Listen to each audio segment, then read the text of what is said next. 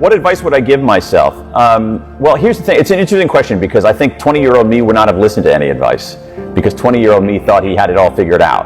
But if I could somehow penetrate that thick skull, I would say to him, don't think you have to have it all planned out. So mellow out a little bit. Don't worry at all about what other people think. They're not thinking about you. And the most important thing that you can do is just try to make a contribution. Can you give us a sense of your career? Like, how did you end up where you are now? Was it a straight line or something else? I don't know what the opposite of a straight line is. Is a straight line a circle? Is a straight line like a jumble? No, there are no straight lines. At a certain point, I felt like I needed a long-term plan, but then what I also found is that any long-term plan immediately hits the ugly truth of reality and then becomes a joke. And so for me, I think very carefully about what's next. What's next? E.L. Doctorow, the great novelist, had this lovely metaphor for writing, but I think it's true in some levels for careers and for life, which is that you're driving on a dark night and you have your headlights on and you can only see, a few meters ahead of you. And that's sometimes aggravating. But the thing is, you can make the whole journey that way. You can make the whole journey that way. And a lot of times you can't see the full journey. The technique that I use for younger people who, like your viewers, who say, okay, it's like, how did you get to be doing, I want to come up with my plan. I want to come up with this carefully constructed way of moving from point A to point B to point C to arrive at a particular destination. And what I say to them is, okay, guys, hold on. Here's what I want you to do. I want you to find somebody in their 40s or 50s who is doing something that is cool, that you like, that you admire, that makes a contribution.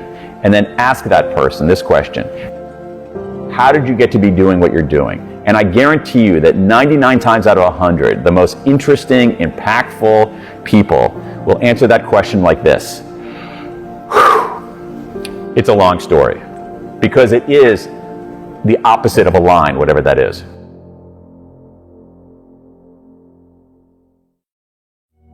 There are 4 core regrets over and over again, and they tend to transcend the domains of life. We often think of our regrets as like, oh, I have a career regret. Oh, no, but I have a health regret, or I have a romance regret. But what I found is the 4 regrets are these: foundation regrets.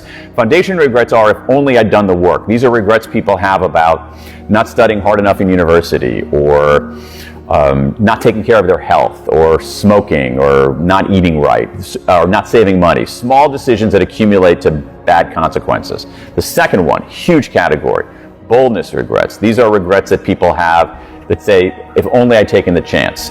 They didn't start a business. They didn't ask that crush out for a date. They didn't travel. They had an opportunity at one point in their life to do something beyond play it safe. They chose not to do that, and now they regret it.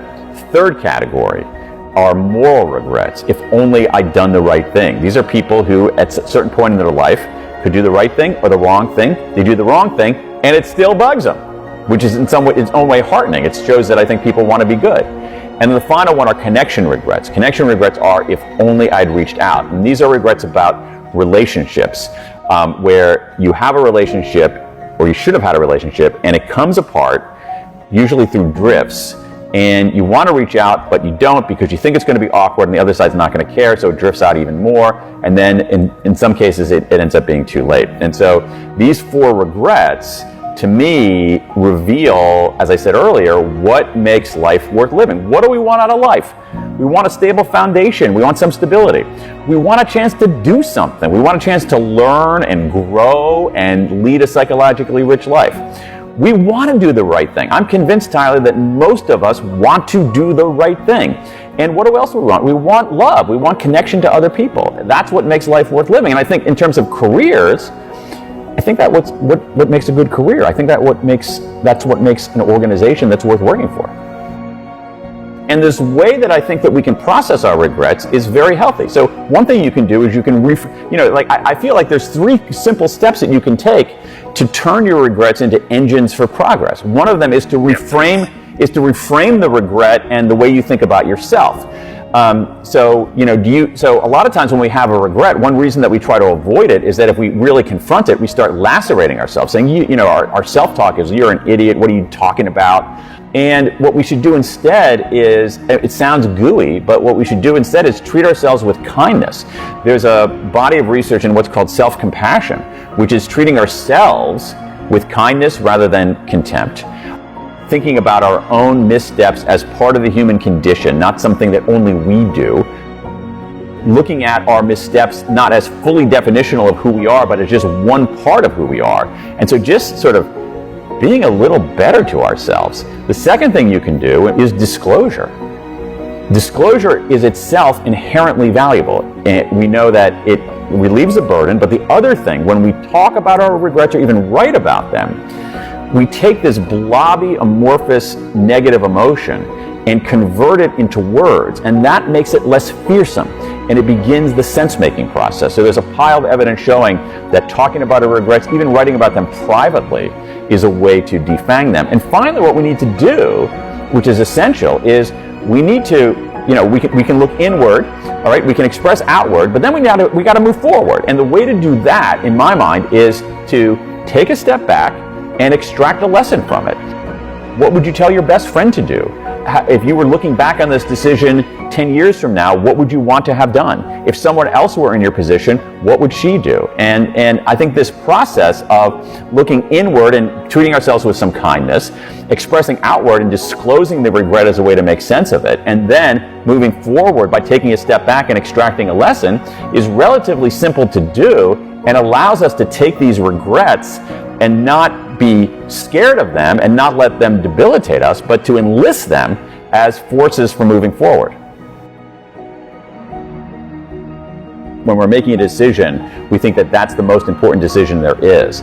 And so, for me, I think a tool is to make decisions for fundamental reasons rather than instrumental reasons, which goes to what you were talking about before about careers as a line.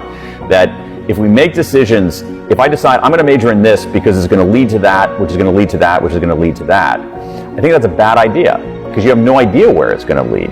If you major in something because you like it, because it's interesting, because you find it compelling, major in that because you're going to learn a lot, you're going to do really well, and you have no idea where it's going to lead. And so, the reason that I like making decisions for fundamental reasons rather than instrumental reasons is not because I have this noble view of the world, it's that instrumental reasons don't work because the world is so complicated. So you're better off just making decisions for fundamental reasons, doing things you care about that are meaningful and that contribute, and being alert to opportunity along the way, recognizing that, as you said earlier, that the path is not a path, it's the opposite of a line. It's a messy, three-dimensional squiggle. Sometimes we have the sequence wrong. We think, okay, I'm going to figure out what I'm going to do and then do it. But what I found in my own life, and I think the lives of others, is that sequence is off. That actually the way to figure out what you want to do is to do stuff. So the doing actually leads to the figuring out rather than the other way around.